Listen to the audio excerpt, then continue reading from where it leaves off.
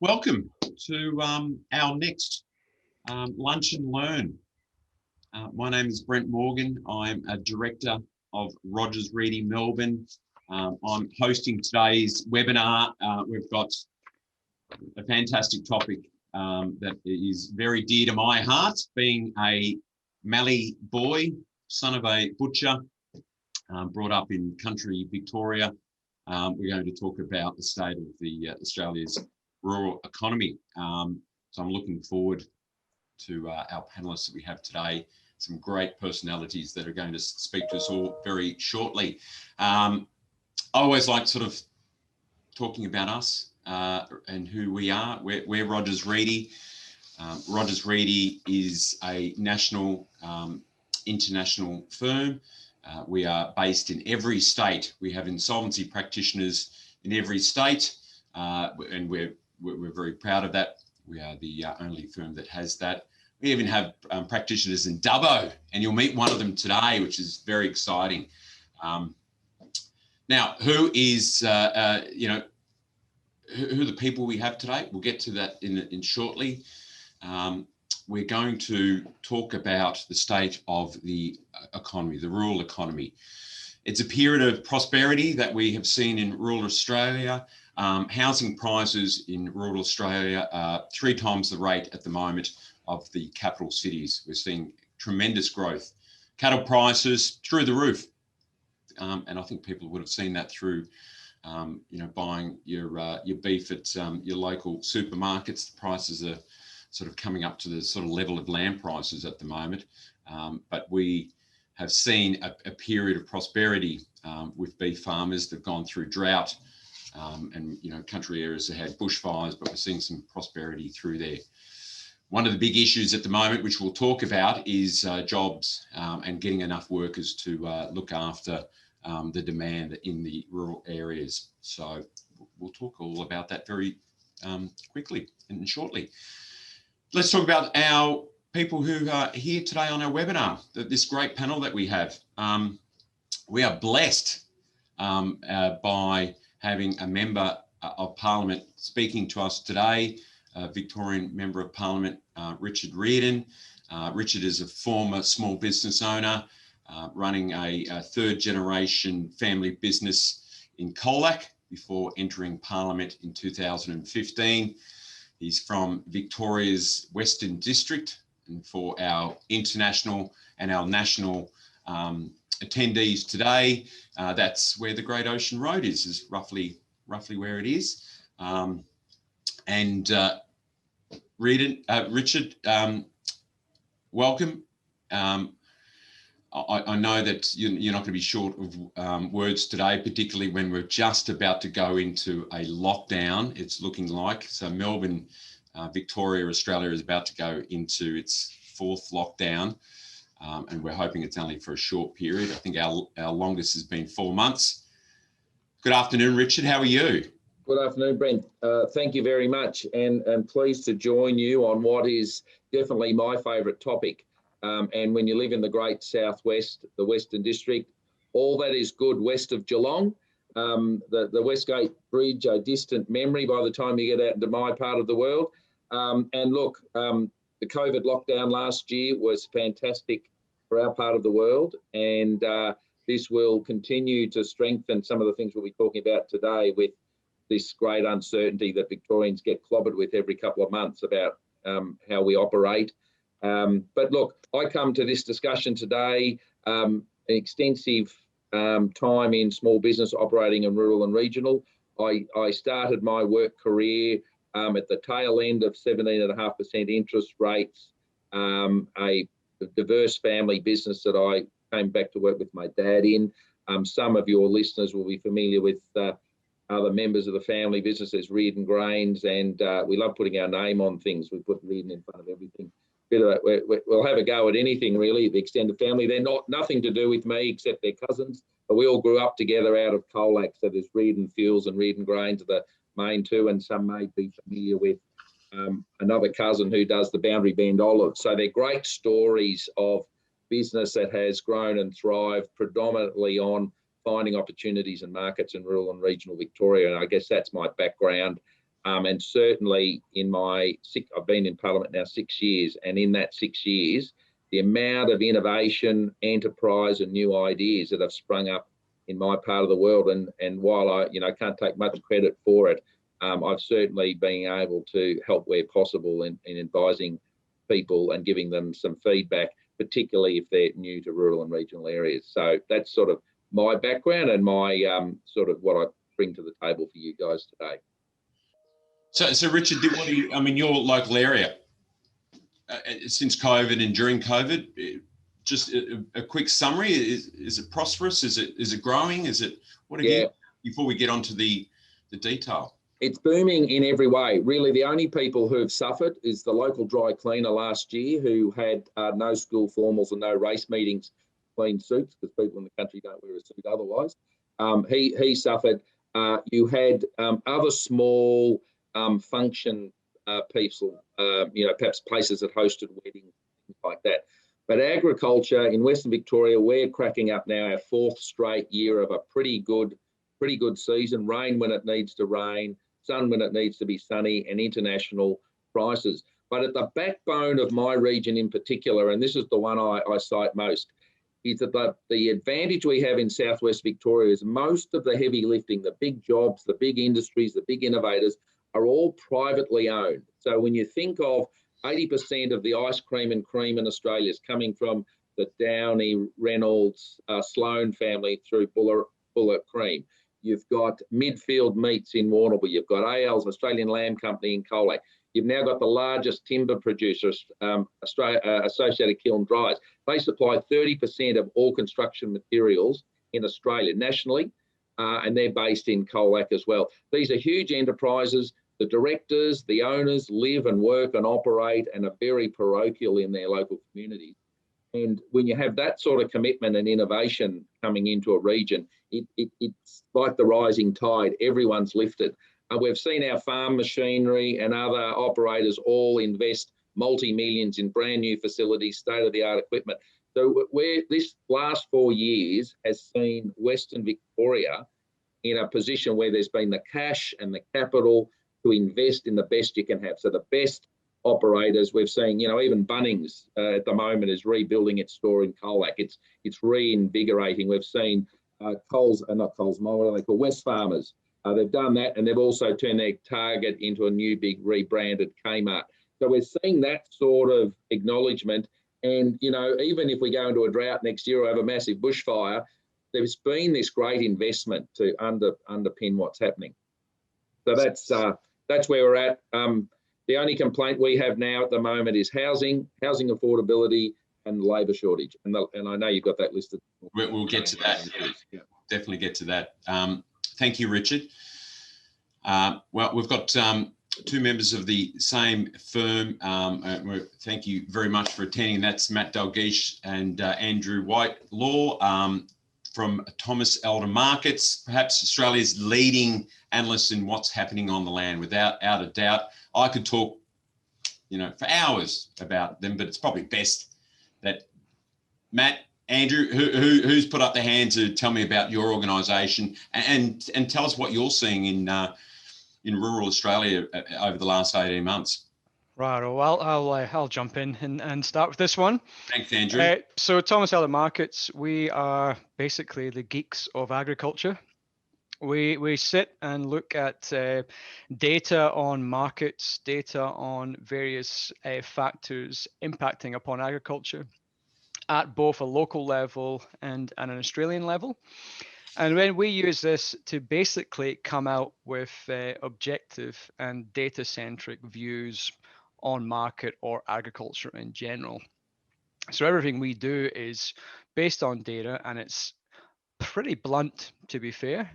We have blunt points of view. It's based on the data, and that's what it is.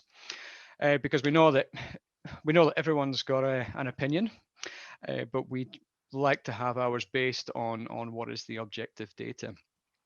In terms of COVID, we started this business on the first week of the July lockdown last year, okay.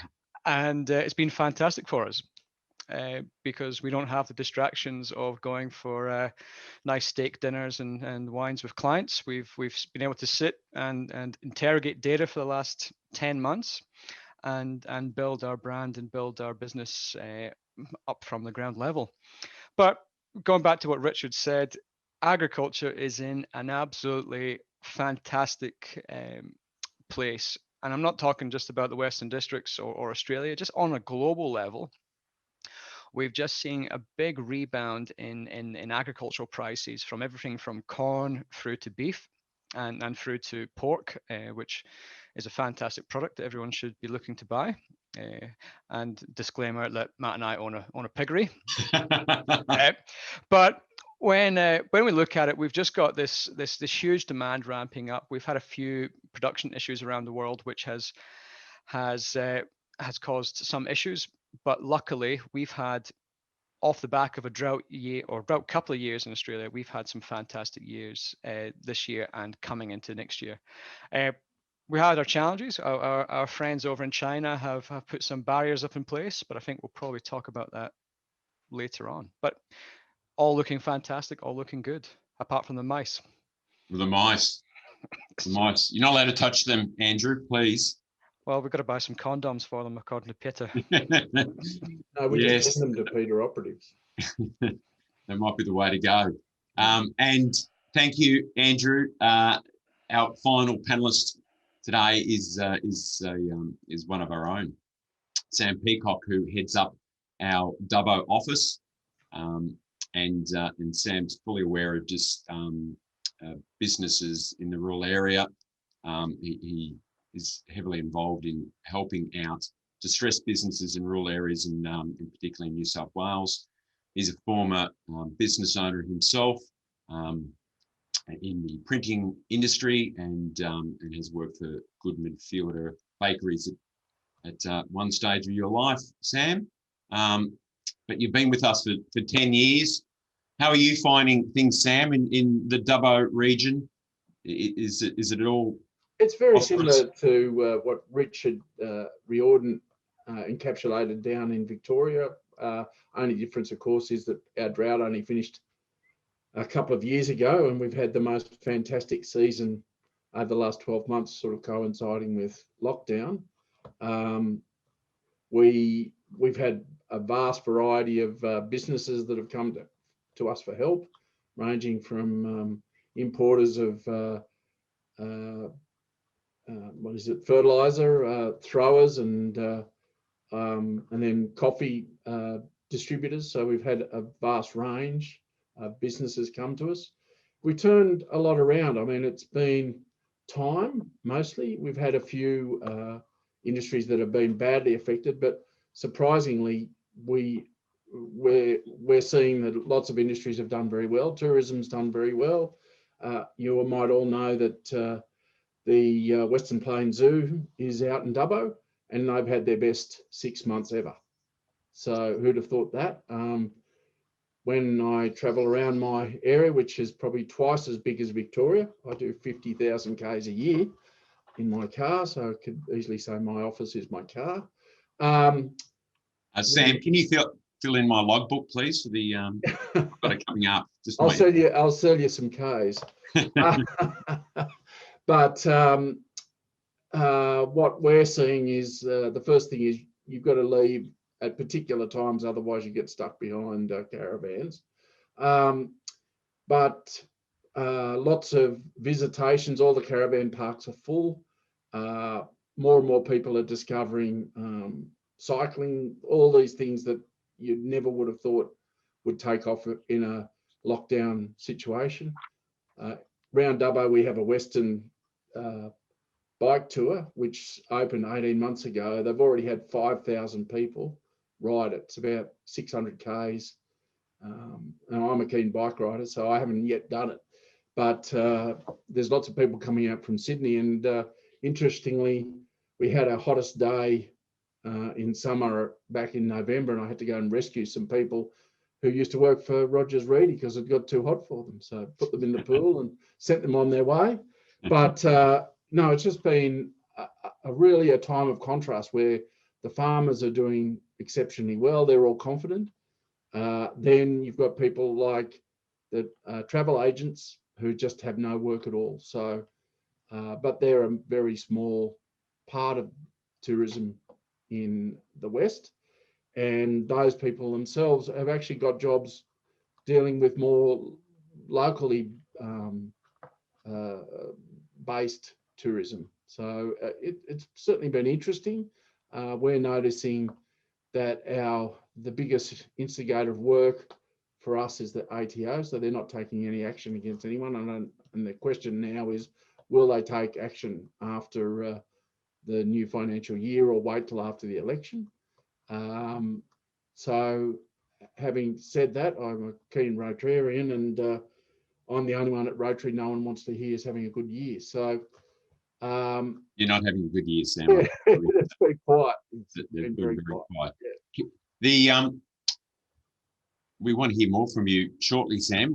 I think we'll move to some of the key areas that we want to touch base today. Look, we thought we would focus on 5 main areas that are affecting and in the rural areas. And one which we've touched on is employment, which I want to ask all our panelists shortly about how it's impacting their areas. Housing, and the third one, industries, stock prices, and the final one, which we have dealt with recently in one of our webinars, which is the relationship with China. So we'll get to deal with those in today's webinar. Now, if you have any questions throughout the session today, feel free to get on the Q&A, and if we have some time, we can throw it to the panelists. So feel free to do that. Getting to employment, which is definitely an area that is given some issues. What we're finding is just on some of the stats. I know on south coast of Victoria, their rate of unemployment is less, I believe, less than 3% at the moment. And that comes when you compare that to the national average of 5.8, 5.9% at the moment. It shows it's a reflection of unemployment in rural areas. The amount of jobs that are being advertised in rural areas far surpass anything in the central business districts around Australia. Some of the stats I won't bore you with, but there is a lot of requests for staffing in the rural areas. Now, I suppose I'll touch with Richard, which is the chronic labour shortages that we're seeing in the various areas. How do you think it's impacting? I mean, how it's impacting your area and generally being, a representative of, the state of Victoria? How are you thinking it's impacting generally? Yeah, look, it's a great question. It's one that occupies an enormous amount of local media space in southwest Victoria. My understanding is I went for a drive up to Orange, New South Wales, and I get the sense that the labour shortage across regional Australia is pretty consistent. What unfortunately is both state and federal parliaments tend to stick with the old narrative. It's always about jobs, jobs, jobs, and you've got the Labor side of politics conscious of not upsetting the unions, and you've got the other side of politics who, providing jobs and talking about jobs is bread and butter for them. So you've sort of got this narrative where they want to talk about it, but what they don't want to talk about is how you get people who are unemployed out to where the jobs are. And what's happening at the moment is we've had this unprecedented move of people into regional areas snapping up bargain properties. So, a community like Polwarth has just seen availability for housing and land just about run out. So right across Western Victoria at the moment, you've got shires unable to fast track land development. Here we are in, towns of 10,000, 4,000, 3,000, basically don't have a vacant block of land left you can build a house on, which is crazy. So people can't come out to the jobs. And I don't think there's a very good understanding. I mean, if the Victorian Parliament listens to me every second week, they'll know about it. But it's I hosted a dinner with the Metro media the other day to try and get this message out that for people sitting, if anyone in Melbourne or Sydney is sitting unemployed, they'll get a job immediately across a whole range of businesses now. But what that's leading to at our local level, and this is, you know, as a member of parliament, you get concerned about, across Western Victoria at the moment, we are running at nearly 42% of kids not attending school regularly. And why aren't they attending school regularly? They're not attending because they're basically going to work, not because they have to. Because of our high rate, I think my electorate has the highest rate of self-employed families. So people, farmers, contractors, whatever. Their kids are basically doing hours with them. And one of your co-hosts here today, Andrew at Aikens, he was down visiting me recently. We were talking to the fellow that owned the local Arpaqueta restaurant. Now, his son is in year 12, but he's pulling 50 hours a week making pizzas because his dad can't get anyone else to help. So you've got this unprecedented level of people moving in. Things are ticking over nicely, but you can't get anyone to work. And just another example, people will be familiar with the Great Ocean Road, one of the main towns on there, Apollo Bay. In January, at peak time, with literally tens of thousands of people down there, some of the iconic eateries there were shutting 2 days a week just because they couldn't get any labour. So this past week, actually, in Parliament, I asked the Treasury, had an opportunity to quiz them directly. I don't think anyone fully understands how much foreign labour we relied on in rural and regional areas. And with, you know, the case of Victoria this year, by the end of this year, we'll be about 300,000 fewer people immigrated, and with a net loss of 7,500 people to the state. We are really running short on people and skills. So long term, the people that live in the country are missing out on an education, and that's played out by the fact of the 145 secondary schools in the state that are outside of your big regional cities or metro. Only 14 of them were in the top 50% of results. So the top 50% of results in schools was only 14, and they were very niche little schools. There were no sort of mainstream bigger town schools. And in the bottom 20% of schools is nearly where you'll find all country schools. So that's a combination of kids really under pressure, and that's a concern that I'd have as a member of parliament. But that's what's the answer? Well, the answer is we've got to get land open, and you know, this is as I said, I hosted all the rural media for a dinner recently. Every single community from Gippsland to up to Mildura and across everywhere. There's not enough land available in rural and regional areas for development. And then, of course, you can't come and take up a job if you've got nowhere to live. And so it's a chicken and an egg, but it's a big chicken and it's a big egg, and we need to get it sorted out. Immigration, opening up the borders. Well, that's the other thing. Victoria has fundamentally failed to get the necessary quarantining in place to get the labour force in. So we know all about the fruit picking areas, but across my region, which is all, you know, where we need our labour is either on dairy farms or in harvesting, you know, the crops over September, October, November, December. And what we found this year is that people had sort of forgotten how much they rely on the European seasons to finish, and people come over, usually young farmers. So it was just, you know, contractors that might employ 40 blokes literally had 10 or 15. And once again, if they had a teenage son or daughter, they were probably stealing them to sit on a tractor to try and get the work done. So that's the big risk we face, bigger than any droughts or bushfires at the moment. It's just trying to get a labour force. Yeah, it's not good to have crops that are ready to go and you can't take them. And it's also the value add. I mean, you know, we've got, as I talked about, these big industries, meat, dairy, food, and increasingly food production. You can't grow your business and take up export markets if you just can't get the production done. Yep. And Sam, you know, in the Dubbo area, I believe that the job ads are up by 120%. We were talking about in the 3 months leading up to today, whereas the capital cities are sort of in the 50 odds. What are you seeing? Is there a shortage of you know, skilled labour in your area? Right across the board. So I look after Tamworth and sometimes down as far as south as Wagga and Bathurst and Orange and Armidale. It's professional staff are hard to get. professional staff, once you've got them, are also hard to promote. They don't seem to want to take the next step to management. We also have a problem, especially when you're nearer the mines, where people can drive one of the big mining trucks for $150,000 a year, and you can't afford to pay a senior accountant who's often like you off a farm who can drive the big equipment. We've had a couple of blokes who are fully qualified chartered accountants saying, well, why would I work in an accounting firm for 120,000 when I can start off as a truck driver in a mine close by for 150,000? So that's a sort of a common ongoing problem that's been going around for 10 years around where we are.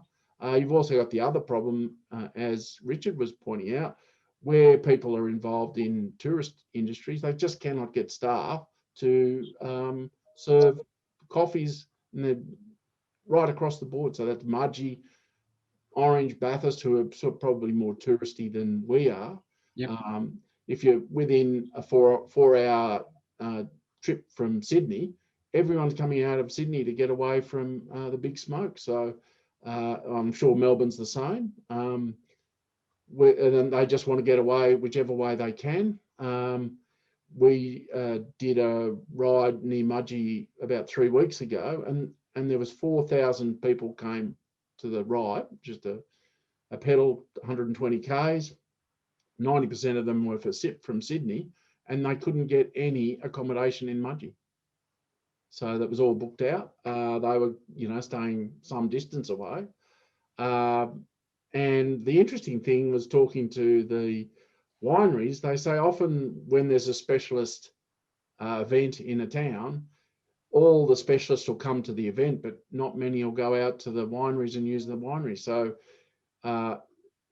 it's funny how those sort of dynamics happen. And, you think, oh, you have a triathlon, you'll get all the triathletes plus their families, which you do, but a lot of them aren't.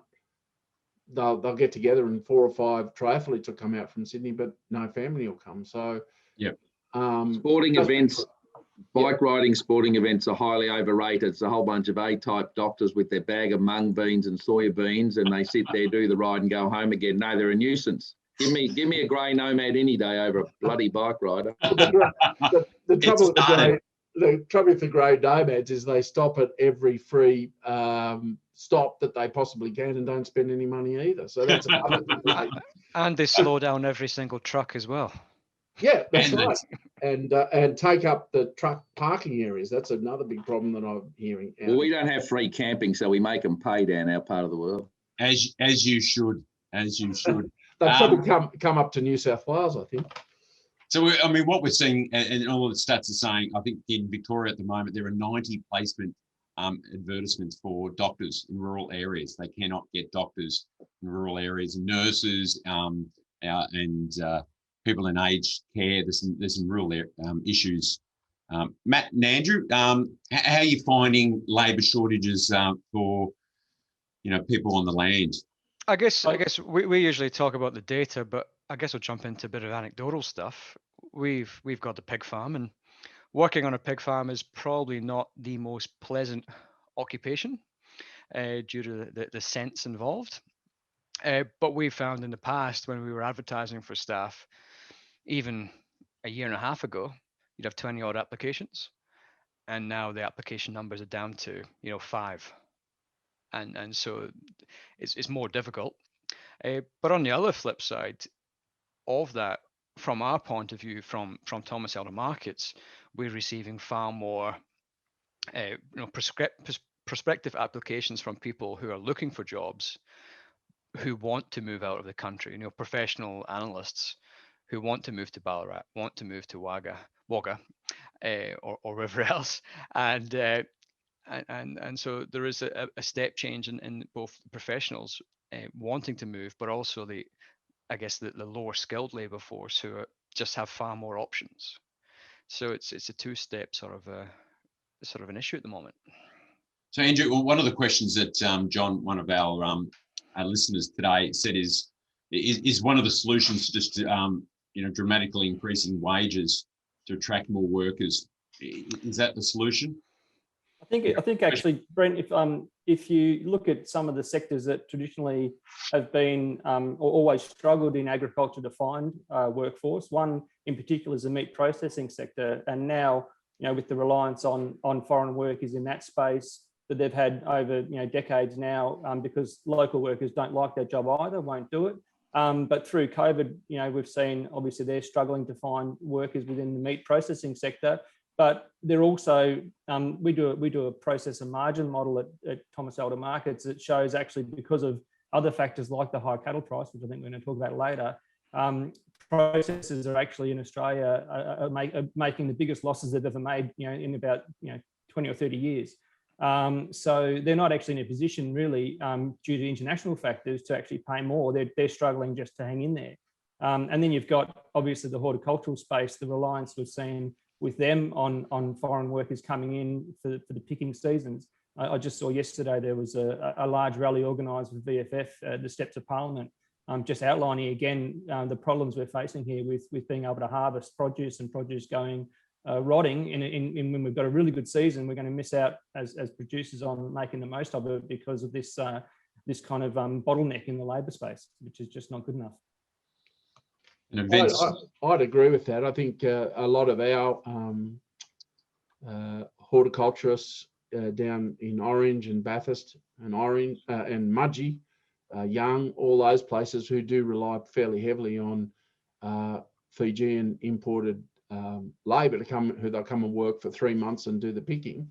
They just can't pick, you know. It's and even though their prices are better than ever, they're not so good that they can attract Australian workers to do it, especially when you know, and then they get Australian workers get such a good deal with unemployment benefits. So and I think looking at those sort of entry visas, I think Richard could probably confirm this, but I think there was 3,000 islanders allowed into Victoria for the horticultural job. It was a very sort of a drop in the pond number compared to what we actually need. And I think we've probably not even seen the worst of it, because going into this year, we're going to have no backpackers who are left who have been here previously. Yep. The federal government's got a lot of work to do with the visa issue. I was just going to say the other thing that's I think impacting us with this labour shortage and getting people to move is, and this has been quite a bugbear of mine for a long time, is that rural communities, I mean, the ABC usually only runs a drought and destitute story on Country Victoria. I mean, there's almost, there's very little positive media out there, which is why it's great having this conversation today. Country Australia, since the wool boom of the 1950s, has spent the next 50 years telling everybody what a shithole Country Victoria is, or Country Australia, and you've got to go to Melbourne for jobs and opportunities.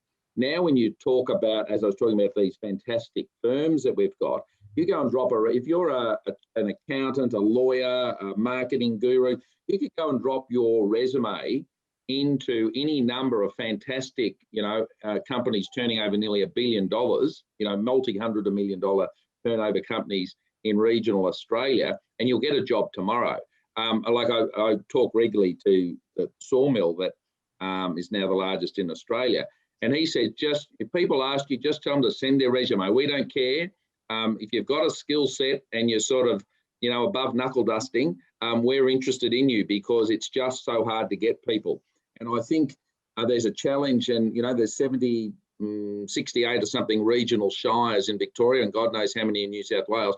They ought to all be combining and doing a bit of marketing to get it out there that there's stuff happening. And if you want to live differently, you don't want to be locked up every 5 minutes. And most importantly, you don't want to sit in a bloody car at traffic lights for 55 hours a week. Come to the country and live your life. And I think there's a great opportunity for us to do that. Richard, maybe there's an opportunity for people like Sam and myself to reskill. I've worked in abattoir before. Pick grapes, Sam. Yeah, I worked as a bakery accountant. I know what it's like to work in those things. We actually had a factory, and ironically, Buttercup in their wisdom closed all the regional bakeries and shifted everything to Sydney, and their market share declined because people want fresh bread. And the interesting thing too from that is people like Baker's Delight have just really stepped into the hole that's been left behind. People, there's a big market outside the cities, and probably 1 million people outside Sydney, and if you count Newcastle and Wollongong, there's probably even more. But and that's the other interesting thing, is the big regional cities like Newcastle and Wollongong are growing at the expense of Sydney. Their prices are going up pretty quickly. Our house prices are sort of going up very quickly. We're the same as Richard was pointing out. We haven't got enough rentals. We haven't got enough land to build houses on, and it's sort of right across the board. People haven't been thinking, and I don't know if that's because of COVID, that suddenly it made people realise that you don't have to work in the city. You don't have to spend 20 hours a week travelling backwards and forwards to work. I think. Sorry, Richard. Good segue. Great segue to our next topic, which is housing.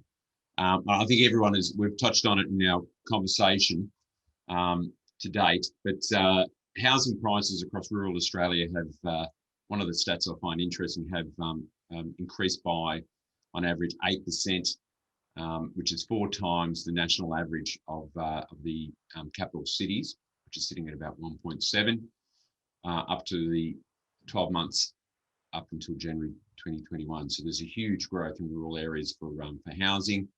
32 of the 91 regional areas in Australia have had record growth in housing prices up until January 2021. So there's definitely, as Richard said before, there's housing prices and are going up. Sam, I'll turn to you first. Dubbo is performing very well in respect to housing, up 20%. I think you said earlier to me, up until how are housing prices and the increase affecting your area in country New South Wales? It's just amazing how much housing's gone up, because if you look at Dubbo, you wonder, well, housing prices have to go up because people are coming to live in houses. So where are they coming from? So what's happening, I think, is that we're first of all, we're getting some Sydney people coming up to the country, cashing in their house and doing most of their work remotely. So what I'm seeing is that there's people coming in and working for 3 days or 4 days a week in Dubbo, doing all their work at home via Zoom or computer, and just going down to Sydney for the face-to-face. So it's quite productive. And even at Rodgers Reidy in Sydney, where we're having probably some people are working at home a couple of days a week now. Once upon a time, last year they were working 100 times, 5 days a week. So, and it's making a big difference to them because they're getting so much time back in their lives that they don't have to travel. So, yep. It's the thing that's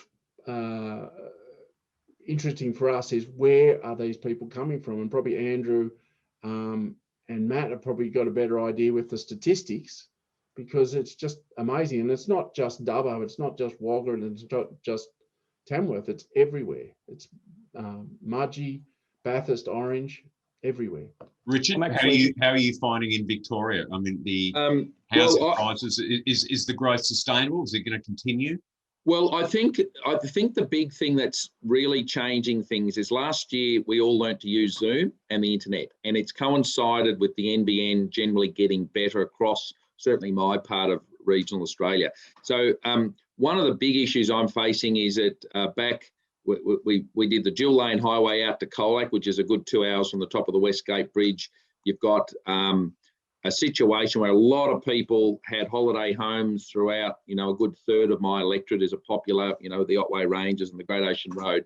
So what we're finding is people are choosing to live very differently. They've either downsized in Melbourne and they're using their holiday house for 4 days a week, and they've bought an apartment, or downsized, or if they're in a position, they've done both. So people are actually living differently. And what we're finding is that one of the big reasons, one of the many reasons that we've got the housing shortage, is that a lot of the houses that were available, people would be happy to rent, and now gone full-time Airbnb, or people are keeping them to use themselves. So that's been a big change in the housing market. And of course, the baby boomer market, I think the University of the Third Age, the U3A, I assume they're nationwide, my hometown of Colac now has the largest membership of a single U3A. And I was a speaker there the other day, and I asked everyone who'd only been in the area 3 years, put your hand up. It was 80% of the people there put their hand up, were all new people. And you would describe the demographic as middle-class people who perhaps had a nice sort of inner suburb, like sort of middle ring house in town. Their kids have left home. They're in London, New York, Paris, Sydney, Rome, wherever. So it doesn't matter where they live anymore. They can cash in the house in Melbourne, put $1 million in the bank, buy a really nice place in the country with a decent hospital, easy access to Melbourne, public transport and road. And suddenly, life's freed up a lot for them. And that's a big driver of who's coming out to the country. And what's interesting, once again, is some of these, 80 is the new 40, as they say, or whatever they say. So a lot of these people are coming, and then they're sort of getting into the community, and they've got these new skills and expertise. They offer good mentorship, and sometimes they're easily picking up a day's work a week in an area that they know a lot about, because there's suddenly this wealth of knowledge and expertise. Yes, look, the cycling craze has hit country regions. We just don't have roads suited for them. And, with the big transports and tractors and everything else, the roads are getting pretty cramped out the west. I've got a former Olympic cyclist who's moved in, and I get regular letters on the roads he can't ride on. And quite frankly, it's like, mate, the trucks were there first, just deal with it. Ride a bit faster. Matt and Andrew, I mean, are we seeing these sort of strong housing prices being reflected in, the increase in farming land prices? We are, Brent. I'm actually, before I start on that, though, I'm actually one of those people that Richard and Sam were talking about. About a decade ago, I moved from Melbourne into the outskirts of Ballarat now, so going for that country lifestyle. But I can definitely say he's not got the body of a cyclist, though. you won't get me in Lycra, that's for sure. I'm not a cyclist. Oh.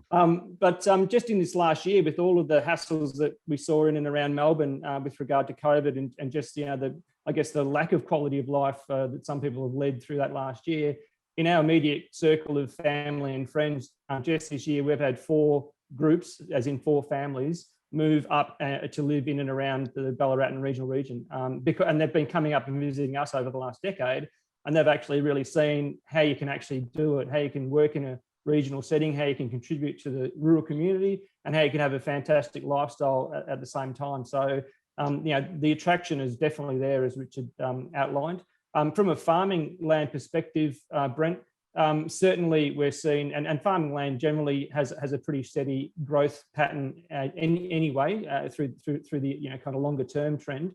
But what's really been driving it in the last few years has been, across a lot of sectors, any enterprises, whether it's wool or sheep meat or cattle or grains, all of those areas have been making pretty good gross margins on farm.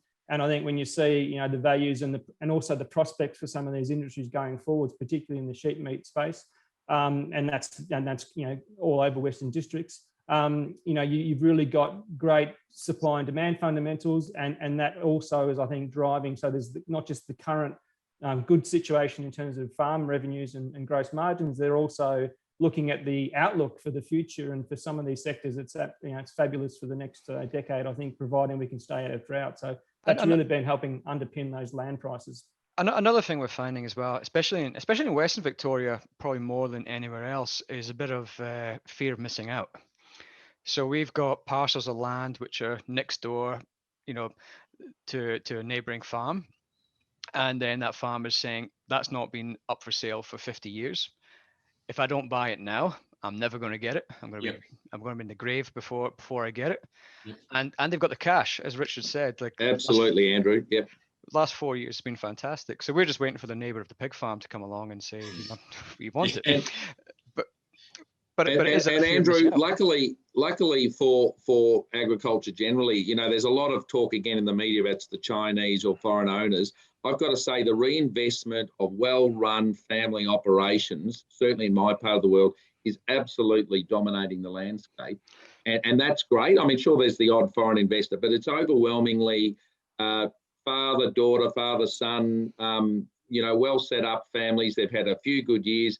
They're investing in the land around them. They're investing in drought proofing, so they know where they needed to put a dam or upgraded their water or whatever. So, the resilience that we're getting built in for those who are always a bit dubious about investing in agricultural things because of the seasonality of it, you can be rest assured that there's a lot of good things happening that will set regional Australia up for a longer period and more resilient, which is great. And even if we look at the international investors, the biggest international investors at the moment are actually Canadians. Yeah. And they're probably the most successful in terms of investing in Australian agriculture because they're doing it differently. They're not actually investing necessarily in the land. They're investing with local Australians who they go into joint venture with because they know that the Australians, if they've got the skin in the game, will run it properly. And they actually have, 5-6 generations of experience running that particular land. And so that works, as opposed to, being an investor, buying a land, putting a management team in who don't really give two monkeys whether it's successful or not, because they're still getting paid at the end of the year. And that's working pretty well. But again, it's also that as well as the family investors. It's the same right across New South Wales. I think if you've got the skills, you'll make money in agriculture. And the other thing is that there's the average age is actually will be interesting to follow. But I seem to think from talking to my mates who are involved in it, a lot of the older people have got out now, and the operations are much bigger. You've got places like Moree who once upon a time had a population of 12,000. It's down to 2,000 or 3,000, and then so the farms have got much bigger. And it's reflected in the equipment's much bigger, everything's bigger because they're taking 20,000 acres of wheat instead of 2,000 or 3,000 that they're doing 20 years ago. So, yep. And that's, as you pointed out, Richard, that's driving the prices. It's driving the prices of land. And as Andrew said, people have a fear of missing out too. So, moving from land and housing, we're going to talk about stock prices, which is probably dear to the heart of Andrew and Matt, and they've probably got lots and lots of information about it. But cattle prices, as we mentioned before, at sort of record levels have doubled since 2019, which the consumer is definitely seeing. We're sort of getting to the prices where lamb is at, and Australian beef prices are one of the most expensive of all exporting nations, so much so that it's double the price of Argentina and Brazil. So there's some interesting stats.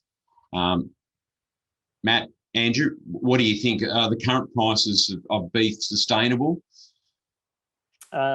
Yes and no.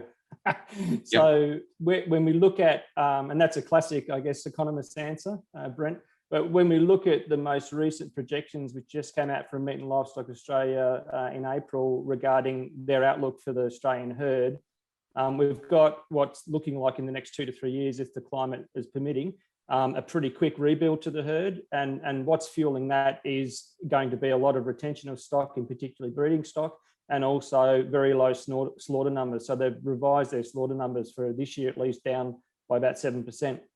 So the lowest slaughter we've seen in many decades is what we're looking at.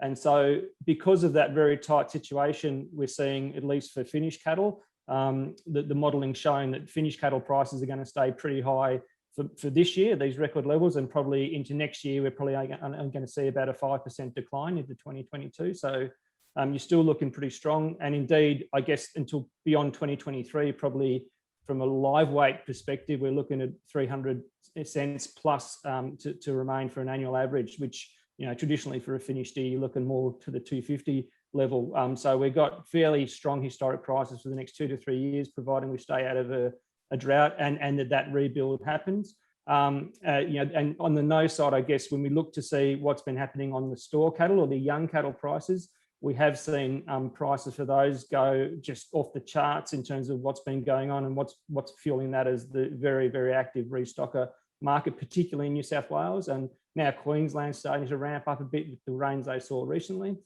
So the store or light cattle market is probably at levels where it's getting nearly overheated. I think there's probably another little leg left in it through winter. We tend to see a bit of an uptick in winter historically through the season, but I think come spring we'll start to see that store and young cattle market begin its decline through spring, and I think then we probably would have seen the highs there. But for the broader market, I think the cattle market is looking pretty good for the next 2 to 3 years, providing we don't have a massive drought. And probably another thing to mention, Matt, as well is Brent. You mentioned Argentina, and Argentina has just enacted a ban on all beef exports for the next month. Yep. And as economists and as analysts, we are pro government staying out of markets in general and the liberalization of trade, because typically when governments get involved in commodity markets, it tends to end up as a disaster. So you've got an Argentina who are, in the top 5 global beef exporters now out of the market for at least a month. And the last time that they actually did a 6-month suspension of exports was in 2006 or 7, and it lasted almost a decade. The reason being is that they're trying to keep beef prices lower for the Argentinian consumer, but in the end, it actually causes beef prices locally to go up, because farmers say, well, I'm not going to bloody produce beef if I'm not going to be able to access an export market and get the big bucks. So yes, the Argentinians generally are doing a lot of favours for Australian agriculture at the moment, right across, whether it's olives, whether it's beef, a whole range of things, because of their bizarre government policies on keeping the best produce for its own people, which is an interesting sort of position to be in. And it's interesting when you look at the Argentina, the OECD considers that Australia has extremely low government subsidies. Our farmers are not subsidised by the government for more than about 1.5% of their overall revenue, and that's generally fuel and research. Argentina, on the other hand, is considered to have actually negative subsidies, where the government actually takes money off of farmers to subsidise the consumers. So they've got it a little bit harder than us, but we're almost not as good as the rest of the world. Yeah. Richard, what about in your region? Food production, boutique goods. Are you finding anything quite unique to? Yeah, absolutely, Brent. As I said, we've had this amazing investment in our bigger industry, so the abattoir scale designed around export. I think you've sort of wanted to touch a bit on China. The feedback I'm getting from the people that deal particularly in the China space is, to hell with China. Australian product is so much in demand. Yes, we've been a bit over-focused on China, but who cares? We can pivot. Now, there are probably some niche products that the China bans can be a bit problematic for, but generally, agriculture is not worried about China. There's the Indian market, there's Vietnam, there's other really good emerging markets that want our product and are much easier to deal with than China, so there's opportunities there. But we touched a little earlier, I think, on, I think Sam talked about some of the bakeries 15 years ago shutting up. The big boom across my region has been in the high value niche food area. So whether it's pasta producers, artisan bakeries, specialist cheese producers, there's a guy that's just bought we've seen one factory morph into another one. It's an Indian guy.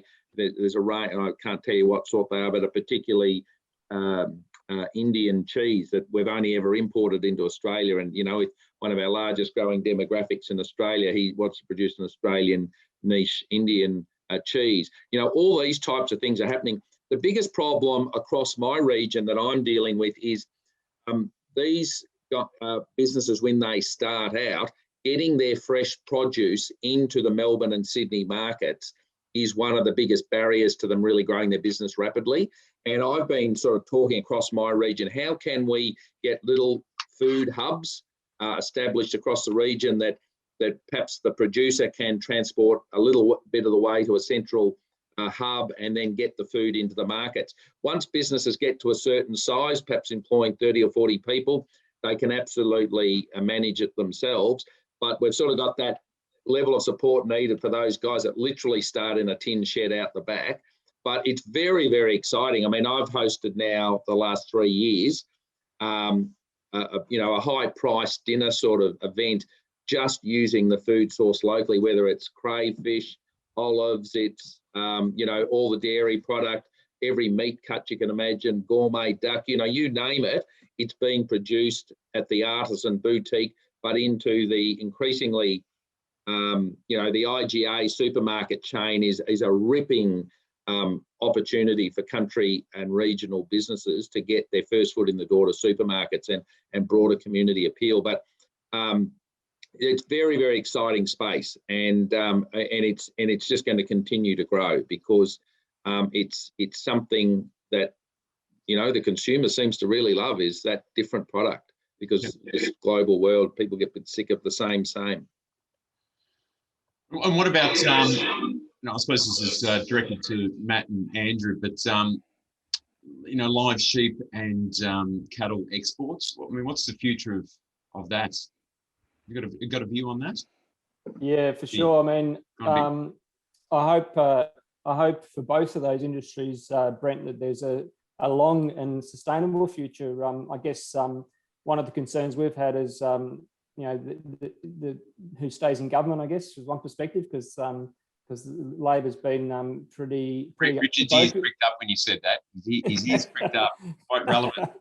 Yeah, I've been following this space for a long time, and I know that the current policy for Labor, at least with regards to live sheep exports, is that they're looking to phase it out. They've been less vocal about live cattle, but we did have that disruption a little while back that was Labor inspired. Looking at the sector nationally, I think certainly it's probably outside of the Victorian experience really nowadays. There's not much live sheep that goes out of Victoria, nor live cattle really, when you take out the small dairy ones that go off as breeders. It's predominantly in live sheep. It's a West Australian exposed industry, and then for the cattle, it's a northern Queensland, Northern Territory, northern WA type exposure.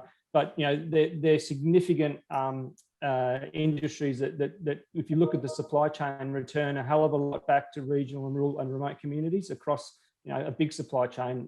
You're talking not just the exporter or the farmer that benefit from these industries. It's the mechanic, it's the engineers in town building stuff. It's the livestock transport operators, it's the vets, it's a heap of different people that this industry touches. And so I'm hopeful that in that space, common sense will prevail from an Australian perspective, and those industries can continue to the future. They've done a lot in recent times working on animal welfare and improving animal welfare. And indeed, if you look at Australia from an animal welfare perspective, internationally, we actually set the standard, and we insist upon high levels of welfare that follows those animals right the way through to the destination and right the way through to slaughter. And so anyone that's involved with Australia in the live export space, whether it's cattle or sheep, have to uphold the standards that we set. So having Australia out of the system globally is a poor result for animal welfare, and I think it's a poor result for the consumer in the foreign country and people that are trying to supply protein to growing populations, and it's a poor result for the Australian rural agricultural area if we're out of the game. Is there an opportunity to do some live exports of mice? Might be able to solve one problem. Yeah, cyclists. Cyclists. What nobody would take the cyclists though. Well, there's an interesting fact. When I was riding in Mudgee a few weeks ago, as I said, there was 2,000 bicyclists, and the average value of the bike was $4,000. So you're talking big, and then they bitch and moan over a $4 coffee in the little cafe in the town they invade. Yeah, they drive you nuts. And they fight with the grey nomads about the cheapest coffee. Yeah. What about Matt and Andrew? Just before we sort of move on, I'm conscious of the time. The rise of this plant-based meat substitute, is it a threat to the sectors, the meat sector? I might get a job with Richard, but it's yes and no. Yes, it is a threat. Like, it definitely is. Matt and I have both tried these fake meat burgers in a blind taste test, and to be frank, they're not up to the same standard as the real deal, and they're priced at a premium to the real deal. So you're not really going to go out and buy a fake meat burger against real good quality beef. However, we do know that technology over time does improve, and these burgers will get more and more closer in terms of taste to real beef. And we know that burgers are one of the biggest export markets for our beef into the US. And so once McDonald's starts doing a 25 cents burger with fake meat, and the customer can't tell the difference, that's when it will become an issue. Yes. But at the moment, Brent, I have to go for a vote. I'm sorry, I have to duck off. Wow. That's. I'm actually wanted by someone. I have to go. Hang on, are you voting on the masks? No, I'm voting. I'm voting on. I've got a week of quizzing ministers over the appalling Victorian budget, and my vote is needed because we're trying to insist that they answer questions, and so it's a motion on that, and I have to go. You must go. Go. Look at that. Hey, that's live. That's fantastic. Bells. Now you can tell Andrew, Matt, Sam. You can really tell them what you think of the Victorian Liberal Party. Before anyone else has to leave, I'm interested in China. I know we're coming to the end. Matt and Andrew, do you have a view on how we've covered it quite a bit, but the tensions, the trade tensions between the two, are you seeing an impact? Have you got a view on what's ahead and what you've seen to date? Look, if we look at, say, for instance, barley's a good example. Almost a year ago to the day, barley was effectively no longer able to go into China because of prohibitive tariffs, which were an absolute bunkum claim that we were dumping barley on them. The reality, though, is that it caused a big reaction over that month when it was initially banned. The trade didn't know what to do, so the price collapsed. But we've actually found that over the last year, trade flows change. And because China has huge demand at the moment for grains, they're actually sucking up all the barley from our competitors. So they're buying from Argentina, from Canada, from France, from Ukraine. And that barley that would typically go to Saudi Arabia is now going to China. Saudi Arabia is the biggest buyer of barley in the world. Now all of our barley, or large chunks of it, are all going to Saudi Arabia. So we're actually getting a decent price for our barley. We've had a massive crop, and we're getting above the average, or above the long-term average for our barley pricing. Typically, a big crop would actually result in lower pricing. So it's not been as bad as it could have been. If we had China, we'd have higher prices than we have now, but we've managed to dodge a bullet to an extent. It's not a death knell. Well, No. I think if you look at, barley's an instance where it's probably not been as bad as it could have been, like Andrew said. I think that the same's probably true for beef in the sense that we're in such a tight supplied environment. We probably couldn't have supplied China as well as our other regular kind of, South Korea, Japan, USA.